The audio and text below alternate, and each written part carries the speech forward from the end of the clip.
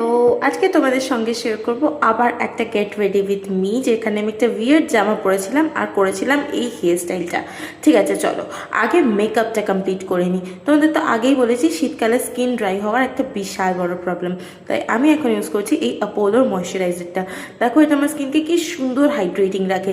আর আজকে মেকআপের সঙ্গে একটা ট্রিক শেয়ার করব। ময়শ্চারাইজার লাগানোর পরে পরেই লাগিয়ে নাও এই চিক টিনটা। ইয়েস, কোনো ফাউন্ডেশন বা কোনো কনসিলার লাগানোর আগেই প্রথমে এই ব্লাশটা লাগিয়ে নাও, ভালো করে ব্লেন্ড করে নাও। দেখো স্কিনটা কি সুন্দর লাল লাল হয়ে গেছে। এবারে ফাউন্ডেশনটাকে লাগাবে জাস্ট ব্লাশ এরিয়াটা বাদ দিয়ে, ভালো করে ব্লেন্ড করে নাও। এই গ্লোটা কিন্তু কখনোই তোমরা পাবে না যদি তোমরা ব্লাশটাকে ফাউন্ডেশনের পরে অ্যাপ্লাই করো। বাস বাকি মেকআপটা আমি করেই নিলাম, লাইক লিপস্টিক অ্যান্ড আইলাইনার। এবার আমি উঠে পড়বো আর পরে দেখাবো তোমাদের জামা। এই সবুজ জামাটা তোমরা অনেকবারই দেখেছো, এই সবুজ জামার সঙ্গে পেয়ার করলাম এই স্কার্ট। আজকে ফটোগ্রাফস দেখে নিও।